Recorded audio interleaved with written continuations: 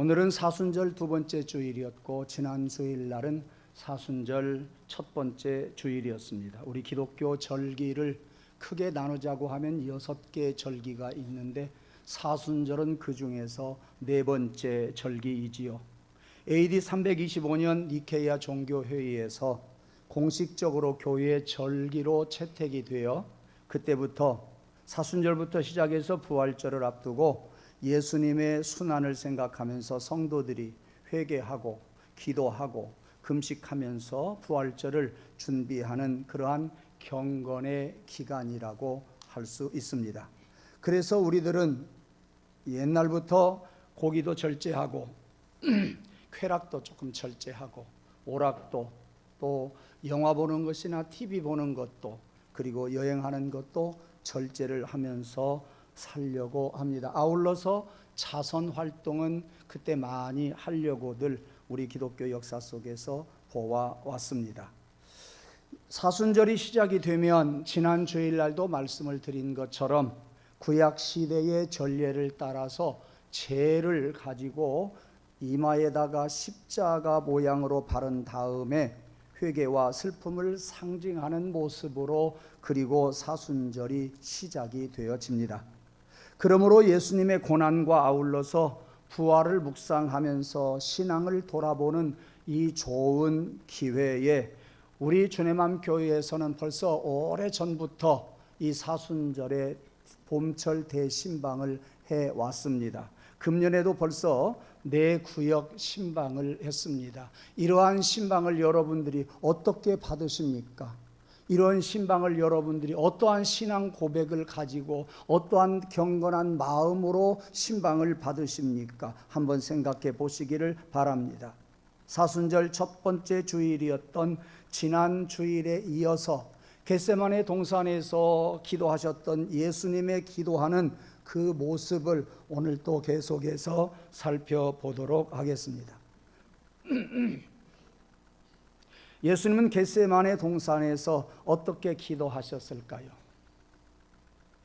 무엇을 위해서 기도했습니까?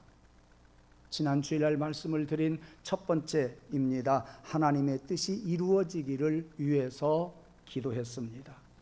그것이 기도의 가장 기본입니다. 그리고 핵심입니다. 나의 목적을 위해서 기도하는 것은 그것은 옳지 않는 일입니다. 기도를 시작하면서부터 항상 우리는 하나님의 뜻이 이루어지기를 위해서 기도를 시작해야 합니다. 그래서 오늘 본문에도 보면 예수님께서 기도하실 때 본문 앞에 39절에 보니까 내 하나님이여 내 아버지여 할만하시거든 이 잔을 내게서 지나가게 하옵소서. 그러나 내 뜻대로 마옵시고 아버지의 뜻대로 되기를 원하나이다. 이렇게 기도하시는 모습을 볼 수 있습니다. 그러한 기도는 39절로 끝나지 않고 42절에도 나와 있고 44절에도 보면 전과 같이 세 번째도 같은 말씀으로 기도했다 하신 것을 보면 오로지 하나님의 뜻을 위해서 기도하시는 주님의 모습을 볼 수가 있습니다. 그 다음에 두 번째 예수님은 결사적으로 기도했다 그랬습니다. 그 내용들을 우리는 이 겟세마네 동산에서 많이 찾아볼 수가 있네요. 예수님이 기도하시는 이 시간은 무슨 시간이에요? 저녁 시간이에요. 밤이 깊어가고 있어요. 그래서 예수님은 다른 제자들을 데리고 겟세마네 동산에 와서 맨 밑에서 기도하라 하고 베드로, 야고보, 요한 세 제자를 데리고 중간쯤 와서 또 머물러 기도하라 하시고 그리고 당신은 돌 던질 만큼 올라가셔서 거기서 기도하셨습니다. 세상이 고요히 잠든 시간, 제자들도 피곤했던지 예수님이 기도하시다가 와서 보면 졸고 있었습니다. 졸지 말아라, 깨어 있어라 하고 가서 기도하시고 또 돌아와서 보면 또 제자들은 밤 깊은 시간이라 졸고 있었습니다. 시험에 들지 않게 깨어 있어 기도하자 이렇게 말씀하시고 또 올라가셔서 예수님은 또 기도하신 거예요. 그만큼 어려운 시간, 세상이 고요히 잠든 시간, 제자들도 그야말로 잠자기 쉬운 어려운 시간에 기도하시더라 그 말이에요. 그만큼의 결단이 없다고 한다면 이런 기도를 할 수가 없었을 것입니다. 그 다음에 겟세마네 동산에서 기도하셨는데, 겟세마네라고 하는 이름의 뜻이 쥐어 짠다는 뜻이에요. 겟세마네라고 하는 이름의 뜻이 두 가지 배경에 의해서 지어졌습니다. 첫째는 거기에는 감람나무가 많이 있었고, 감람나무 열매를 가지고 기름을 짜는데 기름틀이 집으로 가서 갖다가 놓지 않고 감람나무 여기저기에 많이 흩어져 놓았다고 합니다. 그 기름을 짤 때 쥐어 짜면서 기름을 짭니다. 이건 말할 것도 없어요. 그리고 예수님은 쥐어 짜면서 쥐어 짜듯이 기도했기 때문에 그 겟세마네 동산의 이름이 겟세마네 동산이라고 이름하게 되었지요. 이렇게 예수님께서는 쥐어 짜듯이 기도하시면서 많은 기도의 본을 보여주셨습니다. 그뿐이 아닙니다. 누가복음이 똑같은 말씀이에요. 겟세마네 동산에서의 기도예요. 거기 보면은 44절에 힘쓰고 애써 더욱 간절히 기도했다 그랬습니다. 무슨 말씀이에요? 간이 저리도록 기도하는데 힘쓰고 애써서 기도했기 때문에 땀이 땅에 떨어지는 핏방울 같이 되었다 그랬습니다. 기도의 모습을 볼까요? 예수님이 기도하시는 모습은 그 겟세마네 쥐어짜는 그런 겟세마네 동산에서 기도하면서 무릎과 무릎 사이에 얼굴을 땅에 대고, 그러니까 허리를 굽힐 만큼 굽히고 간절히 기도했다는 이야기예요. 이런 너댓가지의 기도하는 모습은 예수님께서 우리에게 기도의 본을 보여주고 계시는 것을 알 수가 있고, 우리는 그러한 예수님의 기도의 본을 본받아야 합니다. 오늘 사순절 두 번째 주일을 맞이해서 예수님은 또 기도를 어떻게 했는지 그 세 번째를 살펴보겠습니다. 세 번째는 예수님이 반복해서 기도했습니다. 이미 들으셔서 아시는 것처럼 예수님은 기도를 한 번으로 끝내지 않았어요. 예수님이 겟세마네 동산에서 오르실 때에 뭐라고 하셨느냐 하면, 오늘 또 습관을 좇아서 겟세마네 동산에 기도하러 가신다 그랬어요. 습관을 좇아서 가셨다고 하는 이야기는 과거에 벌써 여러 차례 와서 기도했다는 이야기예요. 기도하기가 좋은 곳이라 그 말씀이에요. 겟세마네 동산에서 기도하는 것이 딱 정착이 되었다 그 말이에요. 그 말은 지금 한 번만 와서 기도하는 것이 아니라 여러 차례 반복해서 기도했다 그 말씀 아니겠습니까? 그리고 그 장소에 오셔서 똑같은 기도를 아까 말씀을 드린 것처럼 세 번씩이나 했습니다. 사랑하는 성도 여러분, 기도는요 이루어질 때까지 하는 거예요. 기도는요 내가 기도하고 얻어내는 것이 아니라 하나님이 주시는 응답이 선물이에요. 그러므로 하나님께 달라고 띵땅을 놓아야 돼요. 하나님 앞에 기도하면서 반복해서 기도해야 돼요. 이루어질 때까지 기도하는 거예요. 얼마만큼 내가 예수님의 옷자락을 붙잡고 몸부림을 치느냐, 간절히 기도하느냐, 그것을 보시다가 기도하세요. 하나님이 계획했던 일들도 우리의 기도를 들으시고 당신의 뜻을 바꾸시는 것을 우리는 성경에서 많이 볼 수 있어요. 하나님은 나에게 그것이 아니라고 이야기했을지 모르지만 나의 간절한 기도를 계속해서 들으시는 하나님은 마음을 바꾸실 수 있어요. 그러므로 이루어질 때까지 기도해야 됩니다. 마음의 확신이 올 때까지 기도해야 됩니다. 여러분, 승리할 때까지 기도하십시오. 한 번 기도하다가 안 된다고 포기하지 마십시오. 두 번 기도했더니 안 된다고 포기하지 마세요. 승리할 때까지 부르짖어야 합니다. 할 수 있다고 하는 믿음이 올 때까지 기도하십시오. 기쁨이 올 때까지 기도하십시오. 반복해서 기도하면서 하나님의 뜻을 바꾸어 놓도록 기도하시기를 바랍니다. 예수님도 말씀하셨어요. 내 뜻대로 마옵시고 아버지의 뜻대로 하옵소서. 이러한 기도를 했을 때에 그러한 응답이 왔어요. 예. 역사는요, 반복에서 시작이 됩니다. 우리 개인의 역사도 반복되어지는 것이에요. 신앙생활도 반복하는 것이에요. 예. 여러분, 지구가 생긴 이래 우리 대한민국 봄, 여름, 가을, 겨울 항상 있어 왔어요. 지구가 생긴 이래 지구가 태양을 늘 돌고 있어요. 무슨 말씀이에요? 지구가 태양을 돌다가 안 돌면 어떻게 해요? 큰일 나요. 봄, 여름, 가을, 겨울이 없으면 어떻게 해요? 아이고 목사님 뭐 베트남처럼 필리핀처럼 덥게 살면 되죠. 아니요. 다른 데까지 영향이 있어요. 지구가 존재할 수가 없어요. 반복, 지구가 계속 태양을 중심으로 해서 돈단 말이에요. 그 반복이 안 되면 큰일 난다 그 말이에요. 예. 예수님도 잔을 옮겨 달라고 기도하고, 그러나 내 뜻대로 마옵시고 아버지의 원대로 되기를 원한다고 반복해서 기도하셨습니다. 실망하지 말고 끝까지 기도하시되, 내 욕심 부리지 말고 내 목적을 이루기 위해서 기도하지 말고 주님의 뜻이 이루어지기를 위해서 여러분들 기도하십시오. 주님의 뜻을 위해서 기도할 때에 하나님은 여러분의 뜻을 더 좋게 이루어 주실 줄로 믿습니다. 그래서 저는 이런 찬송을 좋아해요. 아마 이 찬송이 우리의 기도에 좋은 본을 보여주는 것 같아요. 내 주여 뜻대로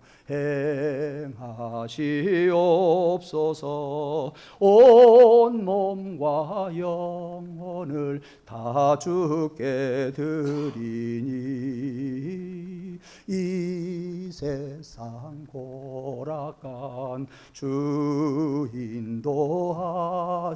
인도하시고 날 주관하셔서 뜻대로 하소서. 고집 부리고 응석을 부리고 기도하다가도 주님 뜻대로 하옵소서 할 때에 하나님께서 내 손을 붙잡아 주시고 내 기도를 들어주시며 내가 생각하지 아니했던 것까지도 들어주실 줄로 믿습니다. 하나님의 뜻이 이루어져야 합니다. 저는 그래서 이런 찬송도 좋아해요. 주님의 뜻을 이루소서. 고요한 중에 기다리니 진흙과 같은 날 빚으사 당신의 형상 만드소서. 당신의 형상 만드소서. 저는 이 찬송이 이렇게도 불려지대요. 나 혼자 그냥 이렇게 불러봐요. 주님의 뜻을 이루소서. 고요한 중에 기다리니. 모르겠어요. 기도하다가 나는 찬송을 이렇게 혼자 불러요. 기다리니. 예, 여러분 웃을지 몰라도 이 고백이 대단한 제 신앙 고백이 이 속에 담겨져 있어요. 예, 그래요. 주님의 뜻이 이루어질 때까지 반복하십시다. 반복해서 기도할 때 하나님께서 나도 모르는 그러한 기도의 응답이 있을 줄로 믿습니다. 그 다음에 네 번째 예수님의 기도 속에서 또 배울 수 있는 것은 뭐냐? 솔직하게 기도했다는 거예요. 오늘 본문 38절에 보실까요? 내 마음이 심히 고민하여 죽게 되었습니다. 하나님, 내가 십자가 지려고 하니까 심히 고민스럽습니다. 그 말은 뭔 말이요? 안 지고 싶어요. 그 말이에요. 39절에도 보니까 내 아버지여, 만일 할 수 있거든 이 잔을 내게서 지나가게 해주세요. 나 십자가 안 지고 싶어요. 이 잔 지나가게 해주세요. 솔직히 기도하는 걸 볼 수 있어요. 바리새인들은 그렇지 않았어요. 그들의 기도가 항상 이중적이었어요. 항상 외식적이었어요. 그러나 예수님의 기도는 솔직한 심정을 그대로 토로하고 있는 것을 볼 수가 있습니다. 어떤 사람이 하나님께 이렇게 기도했대요. 하나님, 그쪽 사정은 어때요? 이쪽은 엉망이에요. 하나님 얼마나 골치 아파요. 그렇게 기도했대요. 진실한 기도 아니겠습니까? 저는 우리 성도들이 가끔 대표 기도할 때 이야기하듯이 자기의 솔직한 마음을 회중들 앞에서 털어놓듯이 대화식으로 기도하는 것을 들을 때 얼마나 은혜가 되는지 몰라요. 그런 분들에 비해서 저는 많이 바리새인들처럼 어쩌면 가식적이다 이런 생각을 아니할 수가 없었습니다. 그런데 그렇게 기도하다 가보니까 어느 순간에는 가식적으로 보일지 몰라도 그런 저의 기도 속에서 진실이 우러나올 때가 대부분이라고 하는 것을 이제는 훈련을 통해서 그런 것을 느낄 수가 있었습니다. 예. 여러분의 희노애락 고스란히 예수님께 다 토로하십시오. 기도하십시오. 감정 그대로를 다 내어놓고 기도할 때 하나님은 우리의 기도를 들어 응답해 주실 줄로 믿습니다. 예수님도 고민스러운 그의 마음을 그대로 털어놓았다고 이야기하지 않았습니까? 십자가가 싫다고 솔직히 기도했어요. 여러분, 솔직하게 내 희노애락을 다 담아서 드릴 때 우리는 기도하면서도 우리 속에서는 아멘이 나오는 거예요. 기도 중에도 내 속에서는 아멘이 계속 나오는 거예요. 예. 그러므로 여러분들 아멘 많이 하십시오. 아멘 많이 하는 자가 복될 줄로 믿습니다. 그런데 대표 기도하고 예수님의 이름으로 기도합니다 하는데 잠만 자는 사람이 있어요. 뭐 하는가 입만 딱 다물고 있어요. 아멘은 하십시다. 아멘 하십시다. 크게 하십시다. 아멘. 예. 대표 기도하고 예수님의 이름으로 기도합니다 라고 대표 기도하는 자가 그렇게 끝을 맺을 때 아멘 하셔야 돼요. 우리 교회는요, 아멘 할 때 두 손 들고 아멘 했으면 좋겠어요. 여러분, 그것이 우리 교회를 앞으로 성장하게 해 주실 줄로 믿습니다. 네. 두 손 들고 아멘 할 때는 꼭 하세요. 왜 입 딱 다물고 있어요? 성시교독하고 맨 마지막에도 다 같이 아멘 했으면 좋겠어요. 여러분, 다른 사람 눈치 보지 말고 아멘 할 때 손 들고 아멘 하면 다른 사람이 또 따라서 할 거요. 아멘 소리가 없으면 얼마나 내가 답답한지 몰라요. 예. 신앙 고백하고서도 아멘 하세요. 내가 그것을 믿습니다라는 고백이에요. 아멘 하십시오. 할 수 있는 만큼 크게 하시고 할 수 있는 만큼 손들고 하십시오. 찬송 중에도 끝날 때 아멘이라고 써 있는데도 아멘은 말로만 하지 아멘을 안 해요. 예? 찬송가 끝에 아멘 찬송을 하면서 딴 생각한다니까요. 아멘은요, 그 찬송가 1절에서 끝절까지 모든 가사 내용을 담아서 그렇게 될 줄로 믿습니다 하는 것이 아멘이요. 예, 그러므로 찬송 부르고 아멘 할 때도 두 손 들고 아멘 하세요. 찬송가 속에 아멘이 없다고 해도 아멘 하세요. 여러분의 기도를 하나님이 곡 붙은 기도를 받으실 거예요. 예, 그리고 저에게 힘을 좀 도와주시려면 설교 중에도 아멘 좀 하세요.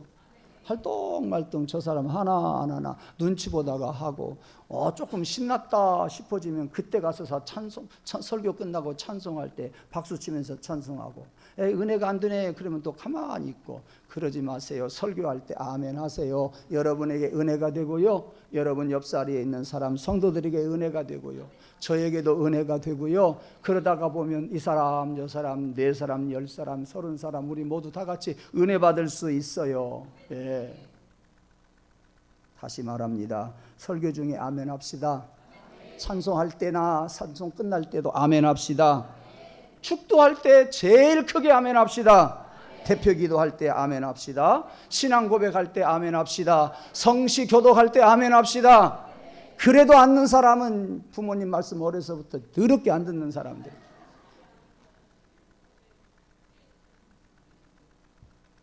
아멘 해야 돼요. 내가 살아요. 예. 내가 하고 싶어도 다른 사람 안 하니까 못하는 사람도 있다니까요. 아멘 하십시오. 아멘 하세요. 예. 이렇게 예수님은 하나님의 뜻을 위해서 기도하고 간절히 힘을 다해서 기도하고 또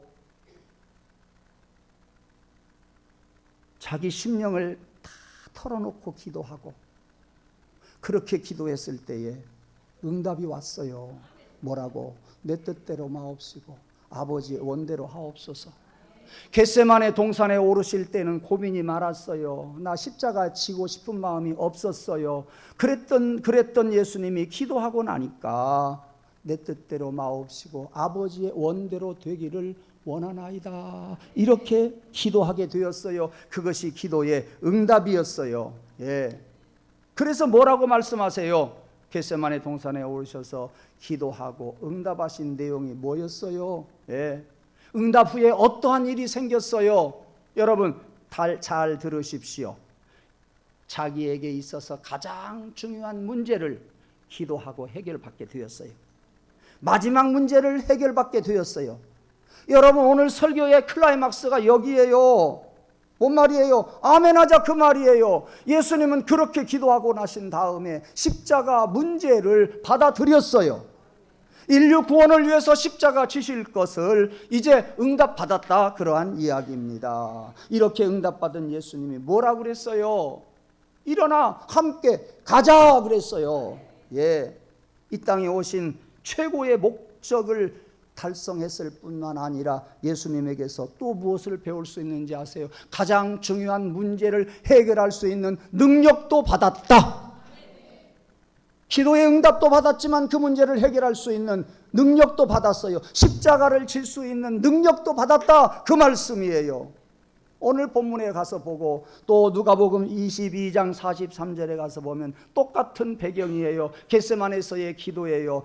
예수님께서 응답받고 그렇게 십자가 지시려고 하니까 누가복음 22장 43절에 천사가 하늘로부터 예수께 나타나 힘을 돕더라 그랬어요. 그 십자가 질 능력을 받게 되었어요. 기도하면 하나님이 보내신 천사가 와요. 하나님이 와서, 천사가 와서 도와준다 그 말씀이에요. 더해준다 그 말씀이에요. 수정된다는 말씀도 있어요. 힘을 주십니다. 기도할 때에 우리가 응답도 받지만 그 응답을 위한 능력도 받게 될 줄로 믿습니다. 사랑하는 성도 여러분, 일어나 함께 가자. 응답받은 예수님은 능력을 받으시고 하신 말씀, 일어나 함께 가자 그랬어요. 예수님의 기도 시작하기 전에 고민스러웠어요. 심히 슬펐다 그랬어요. 그거 그냥 지나가기를 원했어요. 기도하고 나서는 이렇게 당당해졌어요. 사랑하는 성도 여러분, 사순절 기간 동안에 개인 기도 제목을 얼른 정하십시오. 두 번째, 이웃을 위하여 중보 기도 제목을 정하십시오. 그리고 기도하십시오. 고민하십시오. 슬퍼하십시오. 예. 기도할 때에 하나님께서 응답해 주시고 그 기도에 응답할 수 있는 능력도 우리에게 허락해 주실 줄로 믿습니다. 주님은 제자들에게 말씀하세요. 어찌하여 잠만 자느냐, 시험에 들지 않게 일어나 함께 가자 그러셨습니다. 여러분 사순절 기간 동안에 기도하면서 응답받기를 주님의 이름으로 축복합니다. 항상 아멘 하면서 축복받기를 원합니다. 마지막으로 사순절 기간 동안에 우리 교회는 신방을 합니다. 벌써 4구역 신방을 마쳤습니다. 신방 가서 찬송 소리가 여러분의 가정을 가득 메꾸기를 원합니다. 기도의 그 높은 소리가 마귀를 떠나보내고 질병을 떠나보내는 신방이 되기를 원합니다.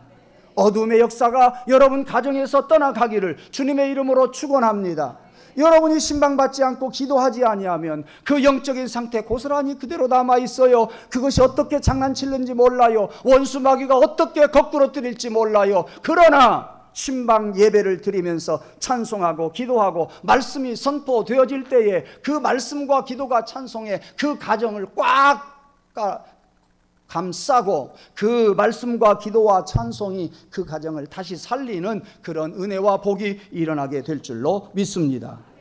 기도하겠습니다. 하나님, 오늘도 우리에게 거룩한 시간, 예배 시간 허락해 주심을 감사합니다. 간절히 원하옵나니 겟세마네 동산에서 예수님이 기도하시는 그 모습을 우리들이 오늘 또 배웠습니다. 하나님, 예수님과 같이 기도하고 우리도 응답받게 하여 주옵소서. 예수님 같이 기도를 배워서 우리도 그 하나님의 뜻이 이루어질 수 있는 능력을 얻게 하여 주옵소서.